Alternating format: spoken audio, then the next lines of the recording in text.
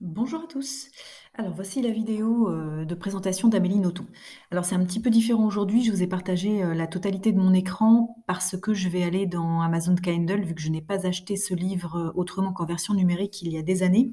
Je vais vous montrer aussi comment on peut se servir de Kindle. Je ne sais pas si vous avez pu vous le procurer en version papier ou pas. En tout cas, ben, moi je ne l'ai pas en version papier.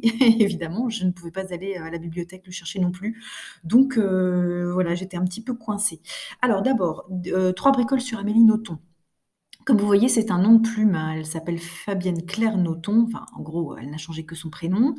Et ce qu'il faut retenir, c'est que Hygiène de l'assassin, que je vous propose, donc, est de 1992. C'est son premier roman. Elle n'a que 26 ans.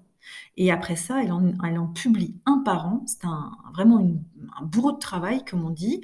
Elle est tout à fait reconnue de son vivant. On l'étudie aussi bien en langue française. Donc elle écrit en langue française, bien qu'elle soit belge, bien sûr, ça vous le savez. Et donc elle est étudiée aussi bien au Québec qu'en France qu'en Belgique. C'est quand même assez incroyable d'avoir autant de succès aussi jeune, aussi vite. Et donc, encore une fois, même de son vivant, c'est pas toujours le cas. Alors, ce que vous devez savoir sur elle, c'est qu'elle est tout de même assez féministe, sans être. Elle est apparentée à certains courants féministes sans forcément y être inscrite, on va dire. Donc, ça va expliquer pas mal de choses du livre. Vous devez savoir aussi peut-être qu'au côté ouverture d'esprit, qu'elle a vécu au Japon, ce qui a donné naissance à deux livres, Stupeur et Tremblement, et qui est très connu, donc parce que là, vous le voyez, il a remporté le Grand Prix de l'Académie française, mais aussi à Métaphysique des tubes, que vous étudierez peut-être l'année prochaine en autobiographie.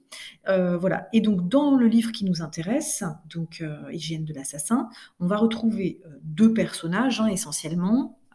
Les deux héros qui sont Prétexta Tatch, donc un nom improbable, on va y revenir, et une des journalistes qui fait l'interview. Et donc, elle a mis de sa personnalité à elle dans les deux personnages. Je vais vous donner quelques détails. Et ensuite, donc, il y a aussi pas mal vraiment d'idées bien à elle qu'elle a sur l'écriture. Sur le fait d'écrire, je veux dire, qui sont distillées dans Hygiène de l'assassin. Vu que c'est son premier roman, vous pouvez vous dire que ça lui tenait à cœur de communiquer peut-être ces idées-là dès son premier livre. Alors, donc, je passe sous Kindle. Hop, si j'y arrive, non, j'y arrive pas. Hop. Je vais essayer d'aller l'attraper ici. Voilà.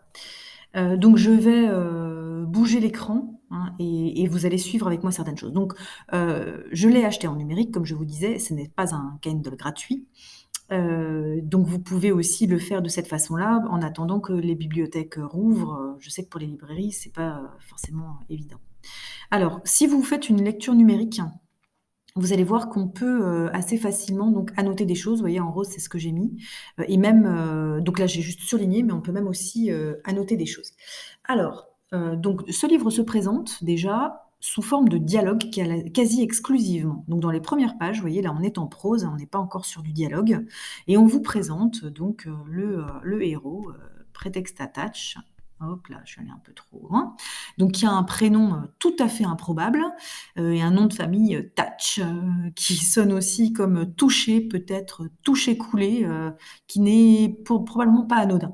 L'avantage de lire sous Kindle, c'est que, vous voyez, en faisant comme j'ai fait, là, j'ai juste touché mon écran, on peut avoir directement le sens. Alors, je sais pas pourquoi il me dit Wikipédia problème, enfin, bon, ça doit être ma connexion qui vasouille. En tout cas, vous pouvez chercher le sens des mots difficiles directement dans le texte, c'est quand même un avantage. Donc on a le personnage central qui est Prétexte Attach. Donc là, vous voyez, on le qualifie ici.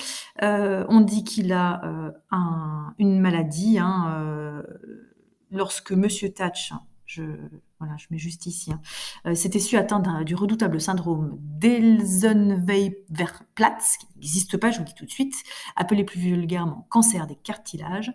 Euh, Pardon, cela ne fut pas sans fierté que Monsieur Thatch s'était su atteint du redoutable blablabla, que le savant éponyme, donc, qui s'appelle Elsen, avait dépisté au XIXe siècle à Cayenne chez une dizaine de bagnards incarcérés pour violences sexuelles suivies d'homicide et qui n'avaient plus jamais été repérés depuis. Donc c'est ce syndrome qui n'a pas été repéré depuis. Donc déjà, ça commence bien. Dans la première page, on vous parle donc de Bagnard incarcéré pour violences sexuelles suivies d'homicide. Donc, comme je vous l'avais dit, je ne voulais pas que vous lisiez ce texte avant que je vous en ai parlé parce que c'est vraiment un texte décapant. Vous pourrez vous dire: «Mais pourquoi est-ce que je vous fais lire ça?» Enfin, vous allez vous le dire, encore plus quand je vais passer d'autres pages. Alors, je ne cautionne pas forcément, tout ce que vous lirez. Il y a quelques passages que j'aurais bien censurés pour éviter de vous les expliquer. Mais la censure, c'est d'un autre siècle. Voilà et surtout, il faudra donc quand vous allez lire ce texte, avoir perpétuellement à l'idée que si vous rentrez un petit peu trop dans le texte, en fait, et que vous vous prenez une claque parce que vous allez tomber sur un truc ultra vulgaire, et il y en a, ou ultra violent, et ben, prenez-vous la claque, sortez du livre et dites-vous: «Ah oui, non mais attendez, c'est Amélie Nothomb, une gamine de 26 ans qui a écrit ça, donc je dois prendre du recul». Puisque Amélie Nothomb, elle est féministe et donc elle va décrire, elle s'est vraiment franchement amusée, j'espère que ça vous fera rire, alors ça peut être du gros rire gras, hein, à certains moments. Elle s'est amusée à fabriquer un personnage, donc Prétexte Attach, qui est une pourriture. Je vais vous montrer ça dans quelques passages du début, mais rassurez-vous, je vous laisse plein de surprises. Vous allez découvrir à quel point il est pourri largement au fur et à mesure du livre. Je ne vais pas tout vous gâcher. Alors pour le début, voilà, vous allez voir, qu'à partir de «Enchanté de vous rencontrer», que j'ai surligné, en rose, c'est le début du dialogue et après cette page-là, donc qui est quasiment, vous voyez, une seule page d'introduction, vous n'allez avoir que des dialogues pendant tout le roman. Donc c'est pour ça aussi que je vous l'ai donné à lire parce que, ça va vous donner un coup de fraîcheur et de nouveauté par rapport à notre 19e siècle, d'objet d'étude de cette année, où on a, que de la phrase ample, à la Victor Hugo. Vous allez voir, ensuite, on va plonger dans le merveilleux Edmond Rostand, Cyrano de Bergerac, voilà, avec de l'alexandrin encore. Donc, une petite aparté, un petit aparté dans notre programme avec du dialogue et de la joute, vraiment de la joute verbale. Donc Amélie Nothomb, elle s'est fait plaisir. Elle a pris donc 2 personnages, et elle a presque fabriqué, on va dire, un concours d'éloquence entre les 2. Si on peut prendre une comparaison, je demandais, à mon fils qu'il a lu, ce qu'il en avait pensé. C'est mon fils qui a quasiment votre âge et il m'a dit: «Mais c'est comme l'alcool fort, plus c'est pur», alors ne pensez pas que mon fils boit évidemment, mais c'est plutôt, de son côté scientifique qui parle. «Plus l'alcool est pur, plus ça donne un effet de violence et de grosses claques». Donc là, bah, c'est de l'éloquence pure et l'éloquence pure, de temps en temps, ça vous chahute. Donc on va commencer avec cette éloquence et ça se présente comme ça puisque donc, le prétexte Attach sait qu'il va mourir dans 3 mois puisqu'il est atteint de ce fameux cancer du cartilage qui n'existe pas. Il a décidé d'autoriser, son secrétaire personnel à faire venir quelques journalistes alors que, vous allez le comprendre, il vit comme un reclus pardon, depuis plusieurs années. Donc c'est son secrétaire Gravelin qui dit: «Il aime jouer à l'obèse placide et cruelle pour cacher une sensibilité à fleur de peau». C'est parce que tout le monde trouve que tout le monde sait qu'il est ultra agressif, donc les journalistes y vont un petit peu en se disant: «Oh là là, comment ça va se passer?» Et donc Gravelin essaie de les rassurer, ce qui n'est d'ailleurs pas très rassurant. Donc au début, les chapitres sont découpés en fonction du nombre de journalistes. Donc on a un premier journaliste ici, qui entre. Donc vous voyez, je lis un petit peu plus haut que le «Enchanté de vous rencontrer». Ce fut le 14 que le premier journaliste put rencontrer l'écrivain. Il pénétra au cœur de l'appartement où il faisait si sombre qu'il mit un certain temps à distinguer la grosse silhouette assise dans le fauteuil roulant au milieu du salon. La voix sépulcrale de l'octogénaire se contenta d'un «Bonjour monsieur», inexpressif pour le mettre à l'aise, ce qui crispa le malheureux davantage. Donc l'octogénaire, c'est, Prétexta qui a donc, 80 ans passés. Il y a pas mal de vocabulaire hyper savoureux comme voix sépulcrale, là, c'est la voix qui sort du sépulcre, donc du tombeau. Donc il va y avoir des mots vraiment à glaner pour vous, notamment pour la poésie par exemple, et des mots, je vous dis tout de suite, abominables, qui vont donc, tous nous secouer et même moi je l'ai relu et je me suis encore dit: «Oh non mais je peux pas leur faire lire ça, c'est pas possible». En même temps, l'ensemble du texte est tellement savoureux que voilà, je vous le donne quand même. 1er dialogue. Alors, je vais vous laisser, découvrir ce premier dialogue avec ce premier journaliste qui lui pose donc, des petites questions. Alors j'aimerais bien enlever ce truc-là, je sais pas si je peux l'enlever. Ah bah voilà. Donc ça se passe plutôt bien et puis à partir de «vous vous contredisez», c'est le journaliste qui dit après Text Attach: «Vous vous contredisez, il y a» donc vous remarquez qu'on ne dit pas: «Vous vous contredites», hein, c'est bizarre mais c'est comme ça. «Il y a 2 minutes, vous me racontiez que tous les grands écrivains étaient d'une grande pudeur dès qu'il s'agissait de leurs écrits». Et donc à partir du moment où cet écrivain lui dit: «Vous vous contredisez», il faut pas dire ça après Text Attach, qui est un monstre d'orgueil et là, ça va être le début du dérapage. Donc par exemple, dans le dérapage, le journaliste lui dit, là je suis en bas de la page: «Or votre peau est très belle, blanche, nette, on devine qu'elle est douce au toucher. Un teint d'eunuque, cher monsieur, il y a quelque chose de grotesque à avoir une telle peau sur le visage, en particulier sur un visage joufflu et imberbe. En fait, ma tête ressemble à une belle paire de fesses, lisses et molles. C'est une tête qui prête plus à rire qu'à vomir. Parfois, j'aurais préféré prêter à vomir, c'est plus tonique». Donc voilà, déjà dans la joute verbale, on sent que, Prétexte Attach n'est pas à court de vocabulaire et donc là, vous êtes censé rigoler, hein. Franchement, c'est complètement ce qu'on appelle iconoclaste. On n'a pas l'habitude de lire ce genre de choses et donc imaginez-vous toujours, hein, c'est une jeune fille de 26 ans qui a prêté ces mots-là à son personnage absolument, abominable. Hem, Ensuite donc dans ce que je vous ai souligné aussi comme passage, plutôt croustillant: «Vous ne comprenez rien à ce que je raconte. J'admire la gentillesse qui a pour origine la gentillesse ou l'amour, mais connaissez-vous beaucoup de gens qui la pratiquent, cette gentillesse-là? Dans l'immense majorité des cas, quand les humains sont gentils, c'est pour qu'on leur fiche la paix». Donc vous allez comprendre que chez ce personnage de Prétexta, tout est sale, tout est laid. Voilà, il parle de la gentillesse ou de l'amour. Il y a donc ces journalistes qui sont, des gens comme vous et moi, tout à fait, de bon aloi, bienveillants et ils se prennent des tartes et des tartes et en voilà une par exemple: «Non, non, ceux qui sont gentils, c'est juste pour qu'on leur fiche la paix». Bon, OK. Hem, donc là, par exemple, on va voir aussi dans ce passage que Prétexte Attach est un champion de la mauvaise foi.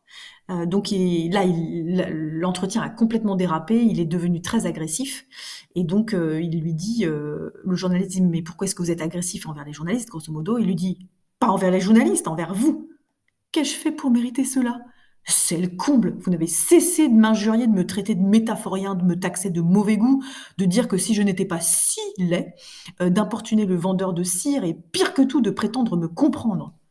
Mais qu'aurais-je dû dire d'autre? Ça, c'est votre métier, pas le mien. Quand on est bête comme vous, on ne vient pas harceler Prétexte Attach. Vous m'y aviez autorisé? Certainement pas. C'est encore cette andouille de Gravelin, donc c'est le secrétaire, qui n'a aucun sens du discernement. Au début, vous disiez que c'était un excellent homme, mais ça n'exclut pas la bêtise.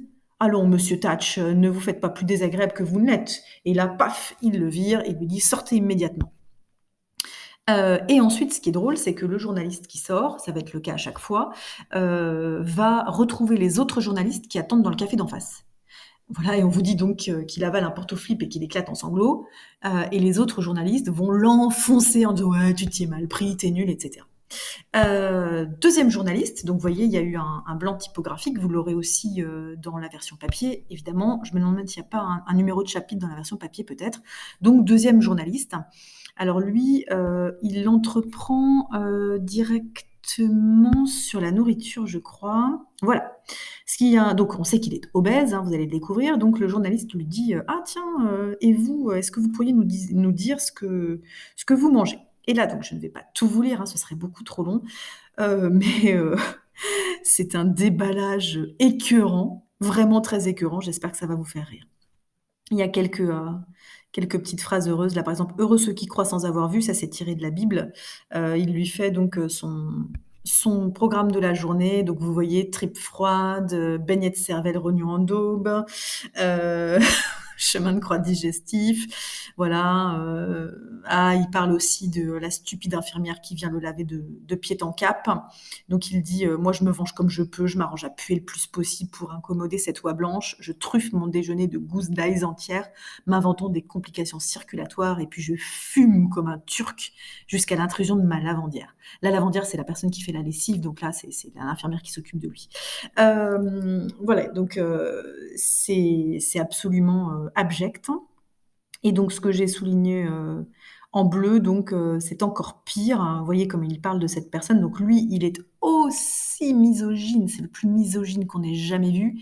Il est aussi misogyne que Amélie Nothomb, elle, est féministe. Donc tout ça, c'est fait pour nous choquer et pour provoquer un rejet de notre part de ce personnage. Donc on doit le rejeter, bien entendu.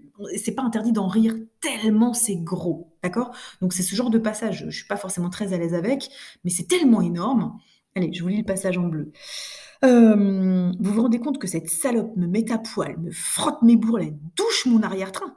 J'en suis sûre que ça la fait jouir de mariner un obèse sans défense, nu et imberbe. Ces infirmières sont toutes des obsédées. C'est pour ça qu'elles choisissent ce sale métier. Alors là, le journaliste, il est aussi mal à l'aise que moi. Il dit Monsieur Thatch, je crois que nous nous égarons à nouveau. Je ne suis pas d'accord. Cet épisode quotidien est si pervers que ma digestion en est perturbée. Rendez-vous compte? Je suis seule et nue comme un ver dans la flotte au milieu, monstrueusement adipeux, donc adipeux c'est gras, hein, devant cette créature vêtue qui chaque jour me déshabille avec cette expression hypocritement professionnelle pour dissimuler qu'elle trompe sa culotte si tant est que cette chaîne importune, et quand elle rentre à l'hôpital, je suis sûre qu'elle raconte les détails à ses copines, des salopes elles aussi, et peut-être même qu'elle, et là il en peut plus l'autre, Monsieur Tad, je vous en prie, moi aussi j'en peux plus. Donc voilà, c'est abominable. C'est ce genre de passage pour lesquels je me dis aïe aïe aïe, comment est-ce que les élèves vont prendre ça? Donc vous êtes censé à ce moment-là prendre de la distance et encore une fois, je vous le rappelle, vous dire ah oui, c'est une fille de 26 ans qui a écrit ça. Donc elle veut vous montrer comment on peut être très propre sur soi, féministe, et défendre le féminisme en montrant le plus monstrueux que peut être pardon, un être humain. Et je vous rappelle qu'on ne parle pas d'être humain, on parle de personnage d'un livre. Donc ce prétexte attach n'existe pas, c'est le modèle du genre, il faut le prendre comme ça, le modèle du genre du personnage abject. Alors quand on dit des gros mots comme ça, des choses abominables, avec l'infirmière qui porte pas de culotte ou j'en sais rien, il y a un côté aussi en grec qui s'appelle la catharsis. Donc la catharsis, ça veut dire que pour se purifier, pour se libérer, on va sortir de soi les pires horreurs. Donc Amélie Nothomb nous donne finalement un personnage qui est cathartique, c'est-à-dire que elle, pour se libérer du quotidien où elle doit croiser, comme nous tous, des hommes misogynes, elle a peut-être mis tous les hommes misogynes qu'elle a croisés, toutes les petites réflexions, toutes les petites mains aux fesses, toutes ces petites choses-là, elle a mis tout ça dans ce personnage de Prétexte Attach, elle a tout rassemblé. Elle en a fait un personnage monstrueux et même pire probablement que l'assemblage des hommes qu'elle a pu croiser dans sa vie, parce que je vous rassure, c'est pas la seule tirade abominable qu'il va donner. Donc, c'est fait pour nous choquer, c'est fait pour nous faire réagir, et donc je ne cautionne pas toute cette vulgarité. C'est le personnage qui est vulgaire, et c'est donc un repoussoir, hein, d'accord? On doit se dire, oh mon Dieu, jamais je ne serai comme lui. Voilà, donc alors ce qui nous montre que c'est aussi tout du second degré, bien sûr, c'est sa réflexion d'après. Ça, mon cher, ça vous apprendra à m'enregistrer. Si vous preniez des notes comme un journaliste honnête, vous pourriez censurer les horreurs séniles que je vous raconte. En revanche, avec votre machine, pas moyen de faire le tri entre mes perles et mes cochonneries. Donc là, on a exactement ce qui doit vous rassurer sur ma santé, à moi, ma santé morale, quand je vous donne ça à lire. En fait, on se dit, ah, mais c'est horrible, ah, mais comment on peut écrire ça? Ah, mais Madame Rossignol, pourquoi elle me donne ça à lire? Et là, vous vous êtes fait avoir les cocos. En fait, voilà, c'est juste de la provocation. Et il le dit. Ah bah oui, si vous preniez des notes, vous pourriez rayer les débilités que je vous dis. Mais là, le journaliste et nous avec, on s'est fait totalement embrigader par ces propos abominables. Donc on a, sachez-le, une part de provocation énorme. Donc si vous vous sentez provoqué en vous disant ah c'est dégueulasse, pour reprendre un terme du livre, c'est normal. Et donc comme vous me connaissez, j'ai pas tellement l'habitude, de dire, ni des gros mots ni des vulgarités, donc je vous rassure, je je ne je ne m'inclus pas dans ce personnage évidemment, on ne prend pas parti pour lui, c'est comme je le disais tout à l'heure, vraiment un rebutoir. Donc voilà, dans toute cette, interview, vous verrez, tout ce qui tourne autour, de la bouffe, il y a pas d'autre mot, donc là, il dit à la fin, qu'il fait bouillir la couenne, qu'il ne mange que le sein doux, enfin bon, c'est abominable. Et donc ça va se terminer, je ne vous dis pas comment, pas très bien pour ce journaliste-là, et donc comme d'habitude, les autres l'enfoncent en lui disant: «Ouais, évidemment, tu lui as posé une question débile, pourquoi tu lui demandes ce qu'il mange?» et cetera. Il va se faire enfoncer par ses copains. 3e journaliste qui commence très mal. Alors la guerre a commencé, donc on parle de la guerre du Golfe, donc ça nous resitue justement le livre dans son contexte. Et donc il va avoir des propos abominables, hein. Il n'aime pas les femmes, il n'aime pas les hommes non plus, écoutez ça. Dans l'état actuel des choses, c'est une nécessité, il parle de la guerre. Tous ces petits cons de soldats bandent, il faut bien leur donner l'occasion d'éjaculer, sinon ils auront des boutons et ils reviendront en pleurant chez leur maman. Décevoir les jeunes, c'est moche. J'arrive même pas à le lire avec le ton, tellement c'est vulgaire, je suis désolée. Ma lecture est une piètre lecture, parce que, quand on lit, il faut se mettre dans la peau du personnage et là, très franchement, j'ai du mal, forcément. Donc voilà, même sur les hommes, même sur les soldats, son opinion n'est pas bien meilleure. Alors, donc ce journaliste, il enfonce ses copains, hein, c'est ce que j'ai souligné en rose là, et ce qu'il veut savoir lui, c'est, comment l'autre écrit. Donc vous voyez, petit détail, savoureux: «Monsieur Thatch, puis-je vous prier de répondre en toute sincérité à cette question? Me prenez-vous pour un imbécile?» Réponse: «Naturellement». Voilà, donc ça va être truffé de genre de perles de ce genre. Donc là, c'est un journaliste qui lui donne un petit peu plus de fil à retordre, hein, qui va, donc, notamment lui dire: «Mais vous me prenez pour un imbécile, vous m'injuriez» et cetera, qui va le pousser un petit peu dans ses retranchements, mais ça ne va pas, beaucoup, malheureusement le perturber et donc l'autre lui dit: «Mais non, je suis très bon». Donc vous voyez en bleu: «Bien sûr, la bonté n'a jamais été mon seul motif. Le célibat, par exemple. Il est notoire que je n'ai aucun intérêt pour le sexe, mais j'aurais pu me marier quand même, ne serait-ce que pour le plaisir d'emmerder ma femme. Eh bien non, c'est là que ma gentillesse intervient. Je ne me marierai pas pour épargner cette malheureuse». Donc là, on a un exemple, vraiment un exemple du genre de ce qu'on appelle la mauvaise foi. Ce que l'autre d'ailleurs va lui faire remarquer. Donc 3e journaliste, je crois.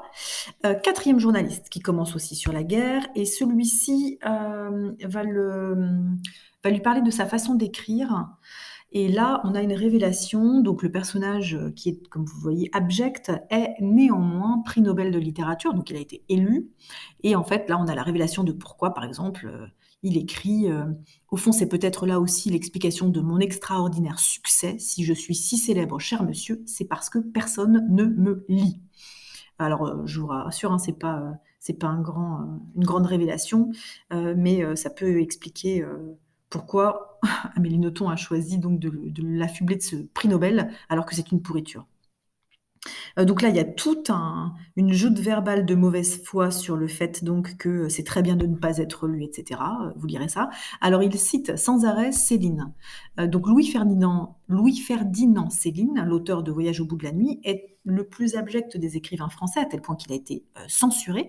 Il est notoirement antisémite et ne s'en cache pas. Donc vous voyez que comme référence, c'est pas mal et donc il n'arrête pas de citer Céline, tout le temps, pendant tout le texte. Donc là, on parle de la mauvaise foi encore, de ne pas écrire. Voilà, vous avez être de mauvaise foi et la définition de la mauvaise foi est fabuleuse. Être de mauvaise foi, c'est se mentir d'abord à soi-même, non pour d'éventuels problèmes de conscience, mais pour son autosatisfaction sirupeuse avec de jolis mots comme pudeur ou dignité. Ensuite, c'est mentir aux autres, mais pas des mensonges honnêtes et méchants, pas pour foutre la merde, non, des mensonges de faux cul, des mensonges light qu'on vous déblatère avec un sourire comme si ça devait vous faire plaisir. Donc voilà la mauvaise foi, dixit, prétexte attach. Ensuite, on a, on a un florilège sur les femmes. Donc là, on va aborder son côté profondément misogyne. Donc pourquoi est-ce qu'il hait les femmes? D'abord parce qu'elles sont laides. Avez-vous déjà vu plus laid qu'une femme? A-t-on idée d'avoir des seins, des hanches? Et je vous épargne le reste. Et puis je hais les femmes comme je hais toutes les victimes. Et là, il va dire que les femmes sont des victimes de naissance et ainsi de suite. Je vous laisse lire ce passage qui est absolument abominable et en même temps, bien sûr, drôle, et comme je disais tout à l'heure, c'est presque une expiation, une catharsis, une purification pour tous les misogynes du monde.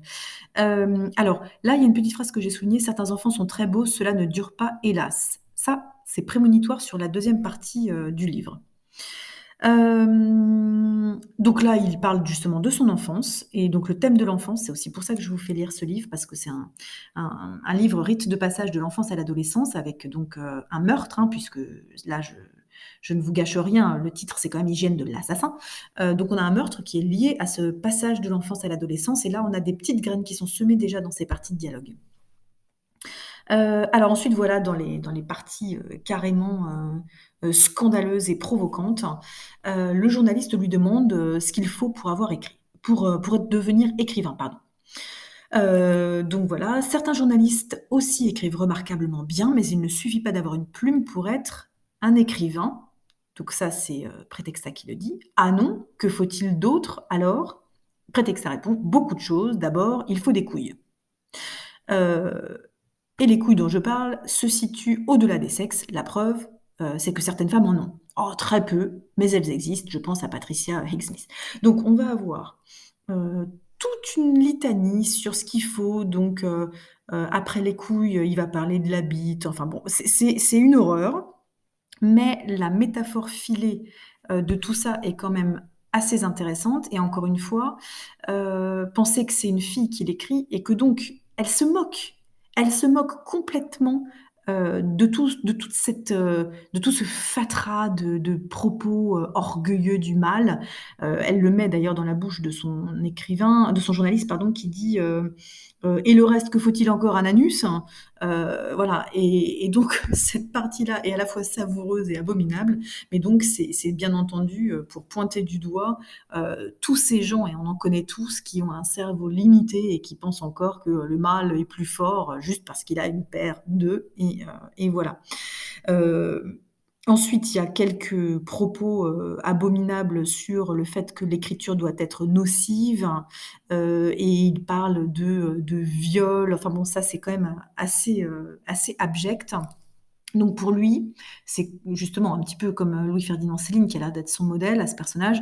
Ce personnage défend une écriture, qui violente, une écriture qui salit, une écriture qui souille et il donc en cela, bien évidemment, il est à l'antithèse de ce que pense Amélie Nothomb et en même temps, il y a certains moments où il défend les idées d'Amélie Nothomb. Par exemple, vous lirez, de Prétexte Attach d'autres phrases, très importantes du genre de, quand on lit un livre, on doit en sortir transformé.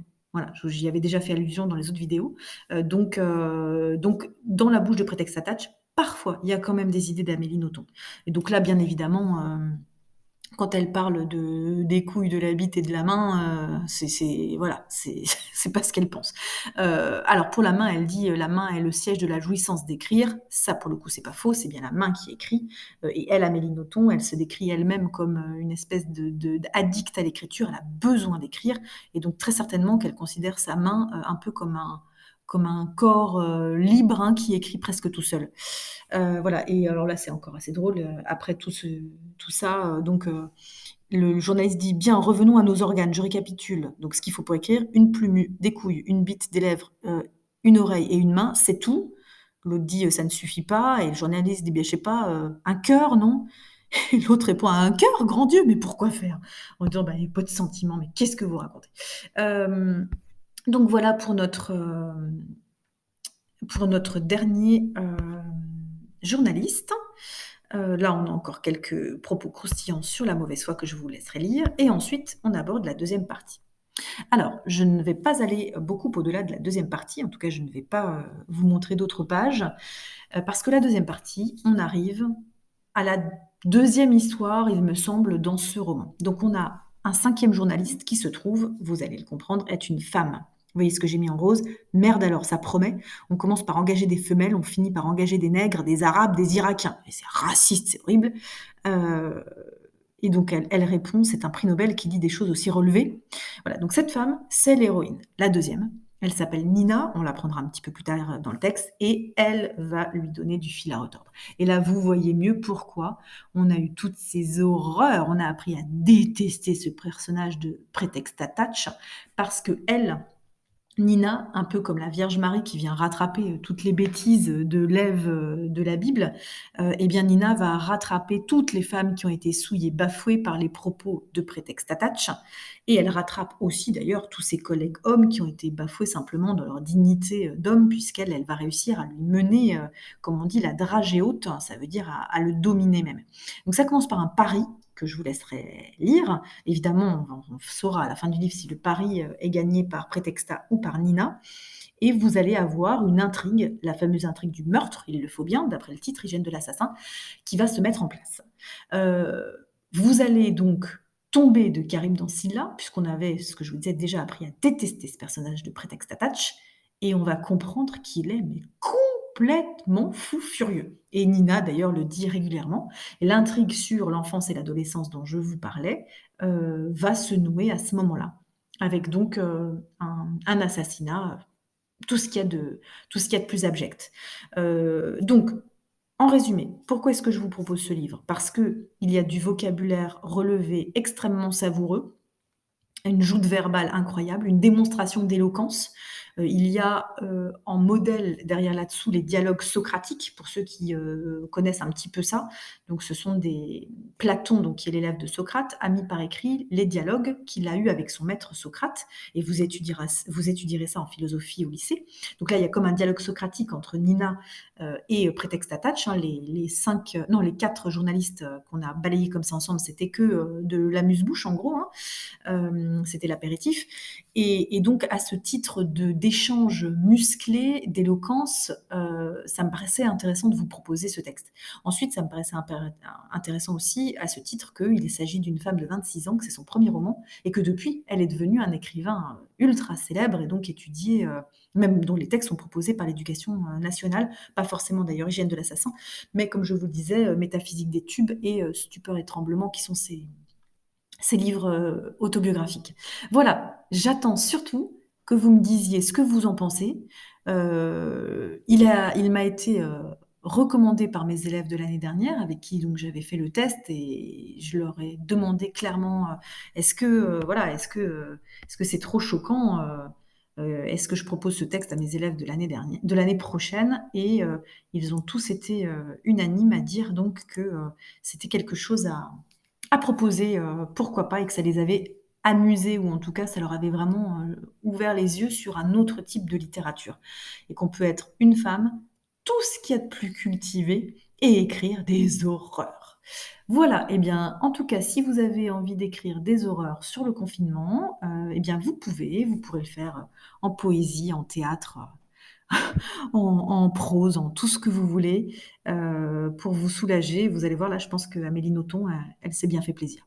Allez, lisez et puis faites-moi vos commentaires. À bientôt!